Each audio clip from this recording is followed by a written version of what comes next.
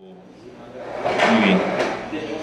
Antes, por si se me olvida, les reitero que por las personas que han llegado después, a mediodía y después, pues esta mañana he presentado el libro El caso Varela, represión de la libertad de expresión en la Unión Europea, ¿no? Entonces ha estado muy bien y estoy a disposición de quien quiera comprarlo y dedicárselo, porque está muy bien ver pues cómo puede ser el futuro para las personas que sean creyentes en el cristianismo, sobre todo el catolicismo, y que se sientan patriotas, ¿no? Que es lo que nos espera con los planes del nuevo orden mundial, porque España es el ensayo principal del nuevo orden mundial. Es la sociedad en la que más se ha hecho un experimento sociológico para mal, y si triunfan definitivamente los defensores de la tiranía universal, no quepa duda que México será la siguiente. Ya empieza de hecho la ofensiva contra México y de ahí pues toda América hispana.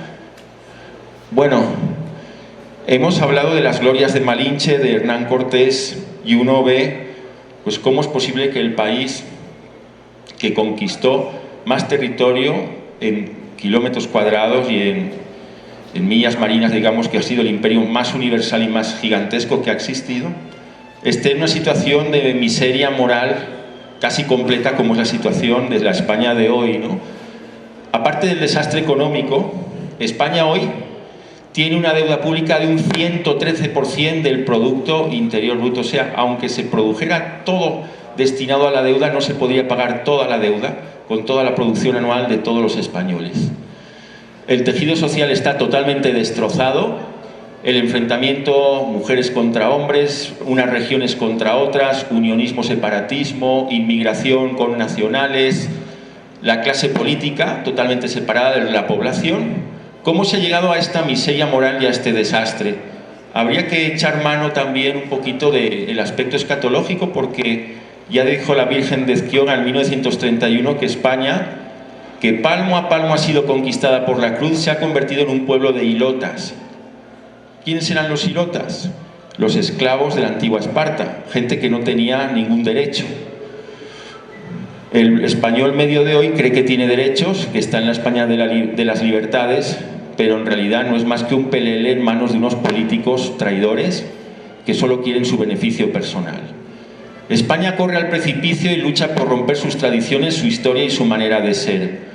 Y actualmente ha triunfado temporalmente un comunismo cristofóbico producido por la tremenda apostasía de un pueblo que fue regalado por la providencia, que el mundo entero quedó a sus pies gracias a ser el principal impulsor de la evangelización en el mundo, cumpliendo las palabras de Jesucristo con su sangre, con su esfuerzo: id y predicad en mi nombre a todas las gentes en nombre del Padre, del Hijo, del Espíritu Santo. Continuamos. Bien, la Virgen insistió en que habría una guerra civil, que se cumplió porque las profecías son de 1931, que habría un ángel salvador de España, que muchos interpretaron con el general Franco, pero que después de esa república que sería derrotada por ese ángel salvador, vendría otro comunismo, otra república, que es el momento que estamos actualmente. Y de hecho ya hay partidos de izquierda que están proponiendo una asamblea popular para sustituir la forma política del Estado español. Dice la Constitución, la monarquía parlamentaria, que se sustituya por una república de naciones autogestionarias, o ese plan de balcanizar España en nombre del comunismo. Muchos españoles tendrán que huir a los desiertos. Pues no sé si tendrá que ver que yo me he marchado a México, a la zona más desértica de todas, podría ser. Aunque yo no me considero de lo mejor, probablemente hay otros mejor que yo que están en una situación peor. Y en fin, la Virgen predice que habrá un gran conflicto civil y no será tan duradero como la guerra civil, que duró 3 años, 700.000 muertos casi costó, pero que el breve tiempo que sea ese enfrentamiento civil será más destructivo que lo que pasó en la guerra civil probablemente. Continuamos. Bien, pues un poco más de esas profecías. Decía que en España los pájaros han hecho su nido, la monarquía está llena de engaños. Efectivamente está refiriéndose a la época actual. Los hijos más ilustres de España serán dispersados, se tendrán que ir de España. Continuamos, porque voy a saltar ya lo de las profecías para centrarme ya en la evolución de España. España ha sido clave, como he dicho, en la evangelización del mundo. Decía Benedicto XVI que el diablo odia a España porque el diablo ataca a los mejores. ¿Y por qué dijo esto Benedicto XVI? Pues porque un comité de generales franceses fue a verlo muy preocupados por el destino de Francia. Ahora mismo Francia está casi en conflicto civil desde julio, aunque los medios no lo digan. Y estos generales franceses le dijeron que Francia es la primogénita de la Iglesia y que la Iglesia finalmente, frente al nuevo orden mundial, se salvará gracias a la grandeur de la France, gracias a la grandeza de Francia. Y entonces Benedicto XVI les dijo, no, la salvación no vendrá de Francia, sino de España. Realmente hay que ser muy creyente para pensar que en el futuro, en estos tiempos casi apocalípticos, va a venir la salvación de España en Europa con la situación actual que tiene el pueblo español, ¿no?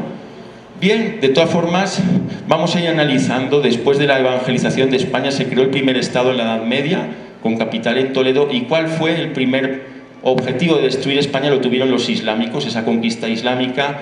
España perdió muchas batallas contra los mejores guerreros de aquel momento en la Edad Media, pero las principales batallas las ganaron los cristianos, como sobre todo la batalla de las Navas de Tolosa. Entonces, la providencia tal vez determinó esto. ¿Por qué? Porque después de tantas décadas y cientos de años luchando contra los ejércitos mejor dotados y más experimentados del mundo, eso hizo que el soldado español, al terminar la reconquista, fuera el mejor soldado del mundo y pudo imponerse en Europa, en América, en Oceanía y en todos los frentes de batalla. Ya después de la reconquista, expandiéndose España como imperio, el segundo gran ataque contra España fue la Reforma Protestante. Como sabemos, ese monje loco va a llevar a Europa a una guerra civil, dijo Carlos V, porque Carlos I de España, bueno, aquí lo llaman Carlos V por los chocolates, ¿no? Pero realmente era Carlos I de España y V de Alemania. Sí, lo digo yo mucho a mis alumnos. ¿Quién era ese Carlos I? Digo, el Carlos V de los chocolates, si lo entienden. Bueno, pues Carlos I de España y V de Alemania se entrevistó con el fraile agustino Martín Lutero para evitar una guerra, pero al término de la entrevista dijo, está obcecado y loco y nos va a arrastrar a la guerra, como efectivamente ocurrió. España consiguió las victorias más espectaculares en el siglo XVI, pero por desgracia en el XVII, en la guerra de los 30 años, es completamente derrotada y arruinada. Aún así, España continuó con su misión, a pesar de que tenía que hacer frente a piratas y corsarios ingleses, holandeses, franceses, piratas argelinos, a la flota turca, rebeldes protestantes de Alemania, de Dinamarca, Suecia, en fin, una guerra contra medio mundo, ¿no? Y las rebeliones indígenas también. El tercer ataque contra España, la invasión napoleónica, fue la manera de extender la Revolución Francesa por Europa y fue el despertar del sentimiento nacionalista. Y tienen imágenes del 2 de mayo en Madrid. El pueblo de Madrid se levantó el primero contra el invasor, porque ni la Iglesia ni el ejército hacían gran cosa, y después del pueblo pues se unió el ejército y se unió la Iglesia. La primera derrota de Napoleón en Europa fue en Bailén, causada por españoles, y esto permitió que los alemanes, que estaban empezando a ser invadidos, se sublevaran también y agradecieran en su guerra de liberación de 1812 el ejemplo de los patriotas españoles. Continuamos. El cuarto ataque contra España fueron las independencias favorecidas por traidores y masones, con la excepción de México, porque México se hace independiente de la mano de don Agustín de Iturbide, el mejor general que tuvo Calleja, el jefe del ejército virreinal español, contra los insurgentes. ¿Por qué proclama la independencia Iturbide? Pues porque era más fiel a los valores y principios de España que el mismo gobierno español. Es decir, sabedor Iturbide de que ha habido un golpe de Estado, que el general Riego traidor, en vez de embarcar sus tropas para América para sofocar la rebelión, se ha rebelado contra el rey, y viendo los desastres que ocasionaba ese gobierno liberal, en el cual empezaban a perseguir, degollar, matar a bayonetazos a sacerdotes y monjas, Iturbide dijo, yo no quiero que esto pase en México, la religión es lo que ha fundamentado España. Entonces, religión, unión e independencia, las tres garantías, y cada estrella estaba encima de un color diferente para sellar una protección distinta. Y ese fue el origen real de la independencia, salvaguardar la religión. Por desgracia, Iturbide, los masones lo derrocaron y él mismo perdió la vida, pero su idea inicial era lógica. Continuamos. El quinto ataque contra España fue el peor hasta que llegó la Constitución de 1978. Fue la Segunda República aupada por masones y anarcocomunistas. Desde el primer día se incendiaron conventos, se mataron sacerdotes, se veía que el objetivo de esa república era exterminar a la Iglesia, ¿no? Y se cometieron todo tipo de actos horrorosos contra los ministros del clero, hasta cocinaban carne de sacerdote y la comían los milicianos, y salvajadas peores que no voy a decir aquí. Este fue el mayor intento de exterminio de España. Intentaron acabar con España y con la Iglesia. Asesinaron al jefe de la oposición, don José Calvo Sotelo, al jefe de las derechas, el 13 de julio de 1936, y eso precipitó la rebelión del general Franco, ¿no? Cuando se sublevó el general Franco, los dirigentes del gobierno dijeron: ¿a dónde van esos locos? Tenemos las principales ciudades, los núcleos industriales, todo el oro del Banco de España, inagotables reservas, hombres y además la escuadra de la Armada, de la Marina. Y el general Franco les contestó: lo tenéis todo menos la razón. Y con la ayuda de Dios y con la providencia se ganó esa guerra civil, en la cual el principal apoyo exterior, los más prestigiosos historiadores de la guerra lo dicen, fue la Unión Soviética. No fue Alemania e Italia las que dotaron de inmensos recursos a Franco, mientras la pobre república se quedaba aislada. Eso es un cuento más de la historia progre que nos han dado, y realmente mendaz, porque fue la Unión Soviética la que más dinero, hombres, material invirtió en la guerra civil, y aún así perdieron. Tras la victoria de Franco en 1939, las fuerzas satánicas antiespañolas prepararon su revancha con dos estrategias combinadas: el terrorismo y la infiltración dentro del Estado. El terrorismo por medio del maquis, que eran grupos guerrilleros comunistas que también operaban contra los alemanes en la Guerra Mundial. Fijaos, en el libro de Varela se cuenta que los tribunales franceses hoy no permiten que nadie cuestione la heroicidad y el buen ejemplo patriótico de los maquis. Bueno, cuando acabó la guerra, los maquis, a todas las mujeres sospechosas o que hubiesen tenido relaciones con un alemán o que se hubiesen casado con un alemán, después de violarlas, les colocaban los tubos de las gasolineras para inflar las ruedas de camión, unos tubos que lanzan gran presión hasta que reventaban sus vientres y las mataban. Una de las cosas que hacía la heroica resistencia contra los alemanes y por la democracia, ¿no? Si eso se dice hoy en Francia, te llevan a prisión, estos que defienden la libertad. La estrategia terrorista les fue mal, porque Franco aplastó el maquis totalmente en los años 50. ¿Cómo buscaron también destruir la España tradicional con sus valores? Con la infiltración. Con la infiltración dentro del régimen de Franco, propiciada por el traidor Juan Carlos, que lo engañó por completo con una imagen amigable y casi boberil, ¿no? Lo llamaban al principio Juan Carlos el Breve. Algunos dudaban de su capacidad intelectual, pero toda una estrategia que él tenía para que cuando Franco muriera, él heredar todo el poder del Estado, y en lugar de asumir las responsabilidades que le correspondía, porque él heredó todos los poderes de un monarca absoluto, quitarse de encima las responsabilidades para darse una buena vida padre, que es lo que hizo, porque como muy bien dijo: a mí dejádmelo todo hecho. O sea, que me hagan la Constitución a la carta, que me lo hagan todo y yo me quito las responsabilidades de encima, ¿no? Bien, el actual régimen ha surgido del pacto de las fuerzas antiespañolas, que ahí están los traidores de diciembre del 78, representantes del socialismo, comunismo, centraderecha y de los separatistas. La Constitución, y yo soy doctor en Derecho Constitucional, es un error histórico desde el principio, porque en su artículo primero proclama como valores superiores del ordenamiento español la libertad, la igualdad, la justicia y el pluralismo. Como dijo el constitucionalista Pérez Royo, el orden de estos valores no es inocente. Si proclamas primero la libertad y la pones por encima de la justicia, ¿qué estás diciendo? Vamos a dar libertad a todo tren, pero ¿quién se va a aprovechar de esa libertad? Los más fuertes, los empresarios más poderosos, los políticos con más influencias. El pueblo llano no va a disfrutar de esa libertad, que muchas veces beneficia a los peores delincuentes y que ha permitido que muchos casos de corrupción queden impunes. Entonces, El título octavo diseña la división de España porque permite comunidades autónomas y, como yo explico en Ciencia Política Contemporánea cuando hablo de formas territoriales de Estado, la doctrina erróneamente dice que el Estado autonómico español es una modalidad de Estado unitario. Mentira, con cierta descentralización. Es formalmente Estado unitario descentralizado, pero en la realidad es un Estado unitario descentralizado nominal mezclado con ciertas apariencias de federalismo y, lo que es peor, y con elementos de una confederación, porque hay más presupuesto en los gobiernos autonómicos que en el Estado central, con lo cual pueden hacer políticas independientes sin responsabilidades. Y está demostrado, cuanto más separatismo hay, más corrupción, como pasó en Cataluña cuando mandó el tripartito separatista.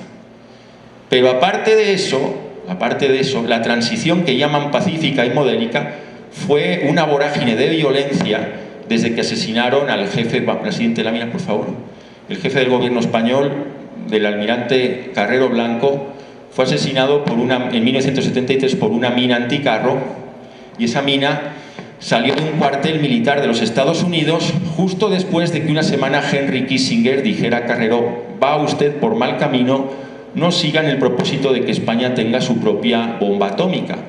Entonces Kissinger fue, según varios periodistas e historiadores, el principal instigador y promotor de ese asesinato de Estado. Ya al final del franquismo el régimen empezó a corromperse porque había políticos que anteponían la tecnocracia, el favorecer el progreso antes que de la defensa de los valores, pero ya cuando triunfa la Constitución empezó el desmadre completo, ¿no? Terrorismo a mansalva, delincuencia. Yo lo viví de pequeño y mis padres estaban asustados porque no se podía ir por la calle tranquilo, ¿no?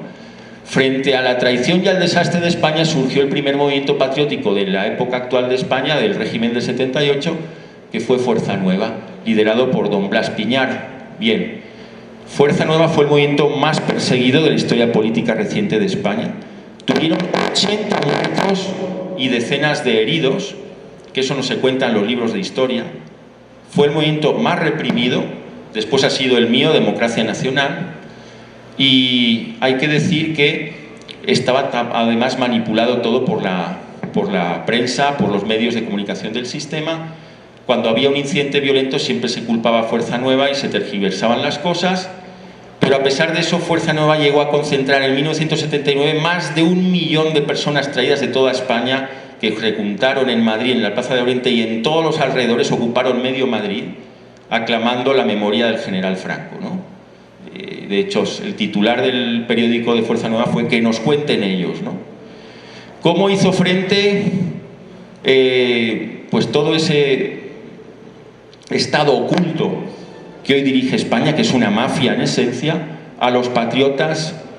Pues la gente que tenía un buen trabajo lo llegó a perder por presiones políticas. Hubo actrices identificadas con Fuerza Nueva que fueron duramente represaliadas, policías y militares que eran asesinados. Y aquí hay que decir que ETA formalmente era un terrorismo contra el Estado español, pero en la realidad fue un terrorismo de Estado en buena medida, porque muchos atentados fueron favorecidos por la información que desde dentro del aparato del Estado les filtraban a los terroristas para que asesinaran o hirieran a los policías y militares más patriotas, ¿no?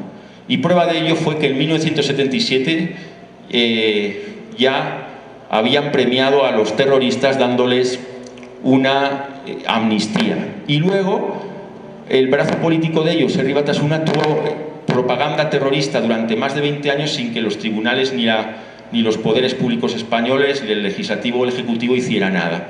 Fueron años horribles. Yo me acuerdo, muy joven y pequeño, no había día que no mataran un policía, un guardia civil, niños que morían y eran gravemente heridos, como el atentado contra la casa cuartel de Vic en Cataluña, o cuando mataron a los guardias civiles jóvenes en un autobús en la Plaza República Dominicana. Y como digo, el régimen de la Constitución del 78, que trajo la prostitución política a España, premió a sus aves carroñeras con la amnistía de 1977, pero a los terroristas les dio igual, porque dijeron: estamos contra España y queremos la independencia, nos da igual que nos den la amnistía o no, que nos den la independencia, que es lo que queremos. Y el mismo día que daban la amnistía volvieron a poner una bomba y volvieron a matar. Bien, tras el triunfo del PSOE en 1982, la corrupción se extendió por toda España y se contagió a una derecha cada vez más cobarde, más traidora y más cercana a la izquierda, hasta el punto de que hoy hay poesía sobre el PSOE, el Partido Socialista y el PP, que es el equivalente al PAN español, atacándolo porque cuando tuvieron el poder no cambiaron nada de las leyes nefastas del PSOE. Leyes a favor del aborto, leyes que favorecen el separatismo, leyes que reprimen a los católicos en sus expresiones públicas, que ha llegado el tema a la legislación del discurso de odio. Nada ha cambiado el Partido Popular cuando ha tomado el poder. Son una panda de traidores yo los considero tan disolutos o más que los socialistas porque ponen una apariencia de patriotas, agitan la bandera española justo cuando son las elecciones y en cuanto toman el poder la esconden y gobiernan como si no existiese la patria, ¿no? Ahí tienen toda la lista de los maravillosos presidentes que han llevado a la ruina a España. El único que trajo prosperidad fue José María Aznar, pero que ¿a cambio de qué? Nos metió en un otanismo que nos enfrentó con el mundo árabe y que precipitó su caída con los atentados del 14 de marzo del año 2004, volando trenes en Atocha, en los cuales murieron más de 200 personas y en los que parece ser que participaron servicios secretos de varios países. Hay quien dice que Marruecos y Francia, hay quien dice que solo Francia, hay quien dice Marruecos. Es un tema que no he investigado yo, pero hubo participación de agentes externos para favorecer al Partido Socialista Obrero Español, que es el que pudo derrocar al Partido Popular a raíz del descontento que causó ese atentado. Bueno, cuando yo era muy joven, en mi tierra, en Valencia, había un grupo que aquí en México lo llamarían autodefensas, que se llamó Acción Radical. Yo conocí gente de ese grupo, pero nunca participé porque era completamente ilegal lo que hacían. Es decir, se trataba de buscar delincuentes y darles palizas para que acabase la delincuencia. Entonces, claro, te está saltando la ley, te tomas la justicia por tu mano, vas a acabar ilegalizado, como efectivamente ocurrió. Pero lo curioso es que ese grupo, que causó heridos graves, nunca ningún muerto, le achacaron la muerte de un joven antifascista, Guillén Agulló, que todos los años recuerdan su historia. No era precisamente un angelito porque le había dado una paliza a su abuela y se metían todos los fregados, decimos en España, en todas las grandes broncas contra los fascistas. Siempre estaba él buscando y acabó como era de esperar, ¿no? Una vez una pelea navaja, pues lo mataron de una herida al corazón. Los que mataron a este joven fue una desgracia, pero realmente no fue Acción Radical, era otro grupo. Y sin embargo acusaron a Acción Radical de haberlo matado. En cualquier caso, el ministro del Interior en aquel momento, José Luis Corcuera, ilegalizó Acción Radical por una persona que le atribuían por una persona que había muerto, a pesar de que no era la gente de Acción Radical lo que lo mató. Y contrasta esto con la situación de aquella época. Herri Batasuna, que ahí está su bandera, que nos recuerda otra cosa ahora. Herri Batasuna era el brazo comunista del partido terrorista y separatista vasco ETA. En Hipercor murieron decenas de personas porque, imagínense, pues voló un edificio como una especie de Liverpool, todo lleno de gente. Los que defendían a estos terroristas año tras año seguían amenazando, difundiendo su mensaje de odio contra España y contra los españoles, y no les pasó nada nunca. Y una organización de autodefensa la ilegalizan atribuyéndole la muerte de una persona que no han causado, que ha causado otra, para que vean la doble vara de medir de la llamada justicia española, ¿no? Lo cierto es que al final, en época de Aznar, se ilegalizó Batasuna, pero bueno, cambiaron de nombre, volvieron otra vez. ¿Y ahora dónde están estos defensores de los terroristas? En los ayuntamientos, muchos son alcaldes, con una total impunidad. En una ocasión yo cité a declarar a un amigo de un alcalde de Herri Batasuna y me salió el alcalde con una carta diciendo: ningún juez, ni siquiera español, puede obligar a un vasco a declarar donde le venga en gana al juez. Y la abogacía del Estado, en vez de defender al Estado, no hizo nada. Ese hombre se quedó sin declarar pues porque les dio la gana a los separatistas que lo protegían, por poner un ejemplo, ¿no? 1996 fue el año de fundación de Democracia Nacional, en la que yo estuve colaborando. Yo no entré en el partido hasta que no dejé de ser juez, porque es incompatible la judicatura con la militancia política, depende, ¿eh? Eso de que es incompatible, el que ha condenado a Varela en la primera condena era simpatizante del Partido Comunista Separatista Catalán en Guerra Republicana, y no le ha pasado nunca nada, ¿no? Y aparte es un traidor a España porque participó redactando una constitución catalana para separarse de España. Y este hombre ha seguido siendo magistrado a pesar de hacer todas esas cosas, ¿no? Para que vean que en España es el mundo al revés. Se premia a los traidores y se castiga a los patriotas. Bien, Democracia Nacional desde el primer día estuvo en el punto de mira de las cloacas del Estado, lo que se llama los servicios de información que utilizan a la peor gente que se pueda uno imaginar. Ensayaron contra la Democracia Nacional todo tipo de estrategias. Crear partidos fantasma para dividirlo. Me invitaron a formar parte de un partido que fue todo un fraude, que estaba organizado por el Ministerio del Interior seguramente, y cuando yo me separé de ese partido fueron noticias de prensa contrarias, injuriándome, calumniándome, etc. Otra de mis experiencias, continuamos, fue el caso Blanquerna. Un grupo de patriotas asaltaron la sede diplomática del separatismo catalán, porque ahora Cataluña hasta tiene embajadas en Madrid y en otros países, y lo único que hicieron fue gritar en pleno acto separatista algo que es una obviedad. No nos engañan, Cataluña es España. Hubo un senador que se interpuso de manera violenta en el camino de los camaradas que entraron allí y recibió un empujón. Por este empujón pidieron 14 años de prisión. Cuando el canalla de Juana Chaos, que he comentado, que ha matado más de 50 personas, no ha cumplido ni una sola semana, ni una maldita semana de la gente que ha matado. Por cada muerto que ha hecho, no ha cubierto ni una semana de prisión. Para que veáis la diferencia en el trato de medir las autoridades en España a la gente, ¿no?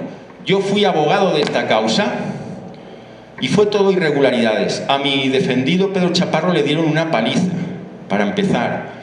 A un abogado de otro partido, porque era un abogado por Alianza Nacional, otro por la Falange y otro por Democracia Nacional. Creo que fue el abogado de la Falange. Le ocultaron la instrucción, que es algo tremendo. No puedes ocultar a un abogado. Para ocultar a un abogado la instrucción es de declarar secreto y solamente, pues, habas contadas puedes acceder. Pero un supuesto que no se ha declarado secreto, no puedes privarle de ese acceso, ¿no? Continuamos. Entonces, como digo, actualmente, este que secuestró a un funcionario de prisiones que lo tuvo un año en un calabozo sin ver la luz y viviendo de mala manera y casi murió el pobre hombre, que fue el principal ideólogo de los terroristas, es la persona que ha sido socio de gobierno con Pedro Sánchez, con el presidente español. Y bueno, pues ahí tienen imágenes de la matanza de lo que fue el atentado de la Plaza de República Dominicana. Un policía que lo mataron junto con su esposa embarazada, también le pegaron un tiro a la esposa embarazada, gente que murió en el atentado de Hipercor. Entonces, este canalla es muy amigo de otro canalla traidor, que es Pedro Sánchez, que ha sido muy favorecido por el presidente y es su principal aliado, ¿no?, político, ¿no?, junto con los separatistas catalanes. ¿Cuáles son las estrategias para tratar de destruir no solamente a Democracia Nacional, sino a cualquier grupo patriota? Pasamos a la siguiente imagen. Lo digo también para los camaradas mexicanos, supongo que habrán hecho frente a situaciones de este tipo, pero si hubiese alguna que todavía no han vivido, yo les pongo por anticipado lo que suelen hacer. La infiltración en los partidos, metiendo delincuentes, drogodependientes, inadaptados o personas fanáticas o intolerantes. Por ejemplo, meten un pagano que odia el catolicismo o un católico que es más papista que el Papa, un loco que dice de apedrear una mezquita o pintar una sinagoga, cosas así, ¿no? Lógicamente eso se detecta y lo expulsas, pero ya puede haber hecho un daño al partido, ¿no? Sanciones arbitrarias, propaganda electoral. Todos los partidos tienen derecho a pegar los carteles menos el tuyo. Te viene una multa de cientos de euros, puede ser de 1000 euros, para sangrarte el bolsillo, ¿no? Despidos improcedentes por pertenencia al partido, calumnias. Hubo un caso horrible que fue el crimen de las niñas de Alcácer en 1993, creo que fue. 3 niñas fueron raptadas, violadas y al final unas torturas horrorosas. El principal investigador del caso, Juan Ignacio Blanco, determinó que habían sido altos miembros del poder en España, de izquierda, que lo habían hecho. ¿Y qué es lo que pasó? el programa de televisión en el que apareció lo amenazaron con cerrarlo y a él lo amenazaron diciéndole que le harían todo lo que le harían todo lo que habían hecho a las niñas se lo harían a su esposa y a su mujer. Bueno, pues aparecieron pintadas de no se sabe quién diciendo que éramos amigos de los asesinos que habían matado a esas niñas para crear bronca en la sociedad en contra nuestra, ¿no? O sea, recurren a todo. Fraude electoral. Cuando yo me presenté en 2014 por la Falange, Democracia Nacional y Alianza Nacional, fueron 14.700 votos, pero yo fui organizando con los demás camaradas que me computaran en qué poblaciones, sobre todo las pequeñitas, decían que me habían votado y luego no aparecía el voto. Pero además era gracioso porque la trampa era tan grande que troceaban nuestro voto en 4 partidos. Y entonces, ¿cómo puede un pueblecito de 200 habitantes tener tanta cultura de la llamada ultraderecha? Que se conocen ahí a todos los partidos de la ultraderecha y milimétricamente 20 votitos cada uno, ¿no? 20, 20, 20, 20. O sea, hicieron lo que les dio la gana al computar los votos, ¿no? Entonces, del resultado de la investigación resultó que nos robaron 10.000 votos. Dices, bueno, ha sacado 14.700 más 10.000, hubieran sido como 25 o quizá más de 25. ¿Qué hacen 25.000 votos en un país de más de 40 millones? Pues sí que es importante porque si un partido extraparlamentario llega a un número de votos apreciable, puede recibir apoyo del exterior de otro partido que sea más o menos de sus ideas, y de esta manera, al dividirte permanentemente electoralmente, nunca llegas a que te apoyen del exterior. Luego también, otra cosa que han hecho contra nosotros es lo que yo llamaría un delito contra la propiedad intelectual política. Cuando yo tenía 22 años estaba en Londres y repartía propaganda electoral con nacionalistas ingleses de un partido llamado Third Way, Tercera Vía, y se consiguió algún alcalde del extrarradio de Londres. Entonces, el sistema, al ver que eso de Third Way va enganchando y le gusta a la gente, el pueblo inglés, por ejemplo, vio que tenían una alternativa política interesante, entonces el sistema te secuestra tu mensaje. Apareció Tony Blair, un socialista, o sea, un socialdemócrata del Partido Laborista, que lanzó su mensaje en las elecciones Third Way. Vamos a crear una tercera vía, ni conservadurismo liberal neoliberal, ni tampoco algo que sea demasiado de izquierda. Es decir, te roban el mensaje y encima, después de burlarse de ti, pues ganan las elecciones, ¿no? Bien, el tema en la actualidad es que el poder mundial no solamente tiene capacidad para neutralizar a cualquier grupo, sino que el individuo está totalmente fichado, ¿no?, por los medios tecnológicos que hay.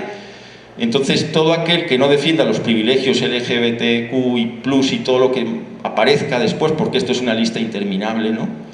Todo el que defienda el revisionismo histórico, critique o rechace la inmigración ilegal, que le ponen el San Benito de racista, o critique al judaísmo, al islam o al ecumenismo dentro de la Iglesia, está fuera de la ley, como demuestro yo en este libro, no tiene la más mínima garantía, y los valores y principios constitucionales, allá decimos, se los pasan por el forro. No sé qué expresión mexicana es equivalente a decir que por el arco de triunfo son pasados esos principios, ¿no? Y la propaganda patriótico, nacionalista y también cristiana, es decir, si defiendes tu idea religiosa sin ligarlo con el patriotismo, te pueden tolerar más o menos. Si defiendes tu idea nacionalista, te pueden hacer gravitar hacia un nacionalismo liberal, que es lo que defiende, por ejemplo, Milei, pero como juntes patriotismo y catolicismo, ¡buf!, es lo peor que puedes hacer porque van a por ti. Algunos de ustedes dirán, bueno, pero España no está tan mal porque ha surgido el partido Vox. Desde luego es algo que está, a mi juicio, mejor que antes que haya un partido que defiende valores y principios patrióticos. Problema: una cosa es la militancia de Vox y otra cosa es la dirigencia. Es decir, el sistema crea alternativas para que la gente esté engañada, crean que va a haber un cambio real en todo y luego no haya cambio, ¿no? ¿Qué pasó con Donald Trump? Tanta gente que esperaba un gran cambio. Hubo cosas positivas porque se cortó la financiación a las clínicas abortistas, pero el país siguió dependiendo de los amos extranjeros de los que depende. Entonces, lo mismo ocurre con Vox. La mano invisible que dirige la economía en los países capitalistas es la que financia a Vox. Por tanto, yo no creo en un cambio real, efectivo, aún en el improbable caso de que algún día ganaran las elecciones, porque también tengo que decir otra cosa: si Vox ganara unas elecciones sería la guerra civil automáticamente, porque la izquierda no lo querría consentir en absoluto y te incendian todo el país, ¿no? Entonces, no sé si esto es lo último que quería comentar. no sé si hay otra diapositiva más o ya ha terminado. No, ya ha terminado. Entonces, ¿qué es lo que podríamos hacer para resistir a estos planes de dominación mundial? Tenemos que tener en cuenta que cada uno tiene una misión y cada persona vale mucho, y en conjunto valemos mucho más que individualmente. Entonces, no nos infravaloremos, pero tampoco nos quememos creyendo que lo podemos resolver todo en un momento de entusiasmo, porque va a haber momentos muy duros y nos vamos a necesitar apoyar unos a otros.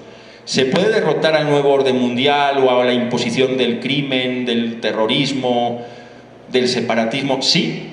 ¿Qué es lo que pasó en Aguililla? Ahí Miguel Salinas puede contar la experiencia de cómo un pueblo resistió el ataque del narco y pudieron evitar el exterminio de ese pueblo. Entonces, si ellos pudieron, nosotros también. Detectar al agente provocador infiltrado. Es decir, hay que hacer una labor de inteligencia de saber qué persona divide al movimiento con falsos rumores, con informaciones doctrinales erradas, y eso es hacer un bien al movimiento y a la patria. Buscar aquello que nos una contra el enemigo común sin partir de prejuicios, porque hay gente que es muy prejuiciosa, y el problema de México es el prejuicio antihispano y el prejuicio antiindígena. Si se consigue crear un movimiento que neutralice ese tipo de prejuicios, buscando aunar lo mejor, se puede crear un gran movimiento nacionalista mexicano en el futuro. Hay que fortalecerse en el conocimiento del derecho. Si Varela consiguió derrotar al Estado español teniéndolo todo en contra y triunfó en el Tribunal Europeo de Derechos Humanos nada favorable a tesis revisionistas, es porque Varela y sus abogados eran muy buenos conocedores del derecho.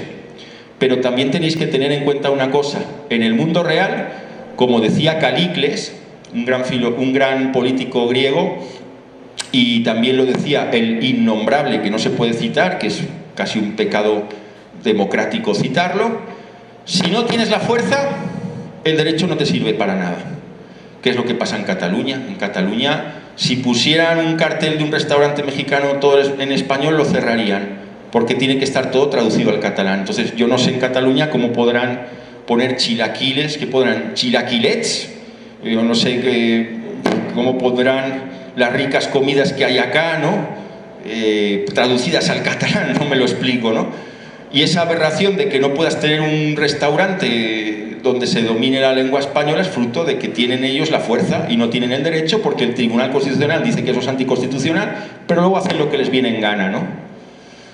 ¿Cómo resistir a los planes de dominación mundial? Crear un Estado paralelo. Hay que crear comunidades patrióticas, nacionalistas, que se junte la gente comprando tierras en terrenos colindantes, asociaciones de empresarios patriotas, de ganaderos, administrativos, de la función pública, sector agrario, sector de seguridad, y estar esperando un camino del desierto duro, pero como no puede triunfar el mal de manera definitiva, antes o después las cosas se restablecerán por la naturaleza con intervención divina, pensamos los creyentes, ¿no? Entonces no somos los últimos de hoy, sino que somos los primeros del mañana, y el nuevo orden mundial va a ser derrotado porque es tan antihumano, tan contrario a la lógica y tan contrario al orden natural que no puede sostenerse. También pasó en la Unión Soviética, intentaron crear un hombre soviético, una sociedad multicultural, y todo explotó. Y el nuevo orden mundial va a explotar también. Y el mañana puede ser también tan peligroso como el momento antes de que explote, porque será una anarquía general y será la guerra de todos contra todos, y tenemos que estar todos muy bien preparados. Pues os agradezco mucho la atención, y bueno, pues viva México, viva España, y ojalá pues os pueda haber servido algo lo que ha sido mi experiencia. Gracias.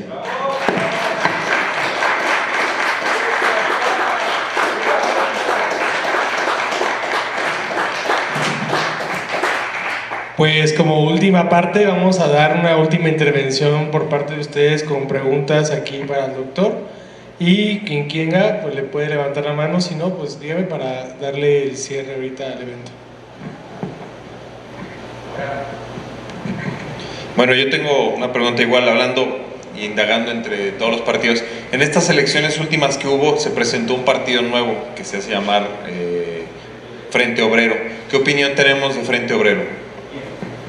Para mí, es el único partido que respeto de lo que es la izquierda española, porque es una izquierda nacionalista, defiende la unidad de España, defiende que no haya unas condiciones abusivas de trabajo, que todo eso es muy loable, y se ha enfrentado al separatismo. Problema, yo pienso que es un mensaje errado, porque no puedes decir que eres patriota hasta las últimas consecuencias y autodenominarte marxista. Es decir, Marx dice claramente que la patria es una ficción, las patrias no existen, solamente hay una única patria, que es la humanidad, y los trabajadores no tienen patria. Entonces no puedes ir por la vida diciendo que vas a combatir la inmigración ilegal, que entre otros causa mucho problema de delincuencia, mafias de droga y tal, con un argumento marxista. O no sabes bastante de marxismo o estás engañando a la gente, ¿no? En ese punto, ¿no? No digo en otros. Entonces, yo pienso también que es extraño que un partido que se crea tan rápido tenga tanto eco en la sociedad, ¿no? Parece como que a alguien le interesa que vaya más porque está dividiendo el voto joven a Vox, ¿no? Y Vox es lo que menos les interesa. Aunque esté en el sistema, los más partidarios del sistema no les gusta Vox, claro. Mande. Si ya tenemos 200 años de partidocracia destructiva de Europa, con todo tipo de ejemplos, ¿por qué no hay crítica al sistema partidocrático? ¿Por qué no hay propuesta superior al sistema partidocrático? ¿Por qué se sigue usando los términos de ellos, las reglas del juego de ellos? ¿Y por qué esperamos una cosa diferente si estamos atrapados en todo su parafernalia? Yo creo que el problema es que, aparte de que hay represión, o más que represión, ocultación de quien promueva lo contrario, la gente ya asume y da por hecho verdades como dogmas de fe sin someterlo a crítica. Es decir, la gente da por hecho que la democracia es el sistema menos malo, la gente da por hecho que las votaciones son buenas, la gente da por hecho que los partidos pueden servir para crear propuestas políticas. Y la desgracia es que el origen de los partidos, lo he comentado muchas veces, fue la masonería, que quiso dividir a la sociedad, y como dijo el gran maestro de la logia francmasona, no importa que lleven banderas blancas, azules, rojas o amarillas, los hilos que estarán detrás de ellos serán los nuestros y podremos orientar a la sociedad hacia donde queramos. Entonces, de todas formas, hay tanto descontento cada vez más en las poblaciones de todo el mundo occidental, que se está traduciendo en estas vías contestatarias dentro del sistema, como Trump, Milei, Vox, etcétera, que cuando eso la gente vea que tampoco funciona del todo, van a tener que empezar a plantearse todavía más cosas, ¿no? Porque la historia no se mueve, todo tiene que ir hacia adelante, y yo tengo esperanza en que la gente también llegue a un momento a plantearse, pero bueno, la democracia de partidos, ¿para qué nos sirve? ¿Para qué sirve esto, no?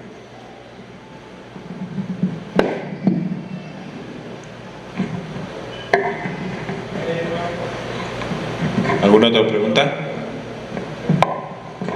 Sí, ¿qué tal? Bueno, en este momento, ¿qué papel juega la monarquía en España? O sea, ¿qué función tiene o cómo reacciona ante todos estos fenómenos del orden mundial? Desde la Revolución Inglesa de 1688, la gloriosa, fueron apareciendo monarquías constitucionales, un rey sometido a la Constitución, y después de la monarquía constitucional apareció la parlamentaria, cuyo lema es el rey reina pero no gobierna. Ahora bien, en el caso español, aunque el rey reina pero no gobierna, la Constitución permite ciertas facultades realmente excepcionales. Por ejemplo, nominalmente el rey es jefe de las Fuerzas Armadas. En una situación de grave crisis tendría que ponerse al frente del ejército, cosa que dudo del actual Felipe VI, al que algunos llaman Leticio VI. Pero es que aparte, la historia a veces es curiosa porque vuelven los mismos hechos con personajes distintos. Hace justo 100 años hubo un vacío de poder en España, y ¿qué hizo el rey? Con muy buen criterio patriótico nombró un militar de prestigio, pues el general de la región militar de Cataluña, Primo de Rivera, don Miguel Primo de Rivera, asumió el poder y enderezó mucho España. Actualmente el rey tiene la facultad de nombrar un candidato a las Cortes, es decir, no necesariamente los partidos, puede ser una persona independiente. Y aprovecho para consultaros qué ha pasado, porque como estos días he estado viajando por todo México y cuando salí de mi casa todavía no se sabía quién era el presidente del gobierno español, ¿ha habido alguna novedad? Porque como he estado en carro todos estos días, siguen sin saberse quién va a gobernar, y es lógico, porque son 171 escaños de derecha contra 171 de izquierda, el 50% exacto de división.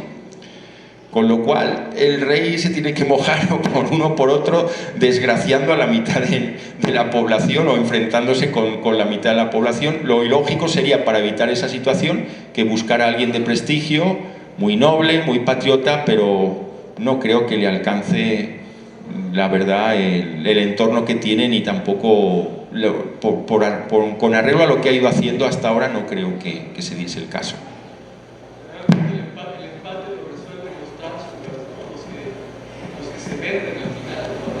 Es posible que haya nuevas elecciones al final, si es que no ha pasado lo que estoy comentando, porque estoy desconectado de España durante toda esta semana, ¿no? Y me ha venido muy bien porque he conocido lugares maravillosos, ¿no?, de aquí, entre ellos Guanajuato.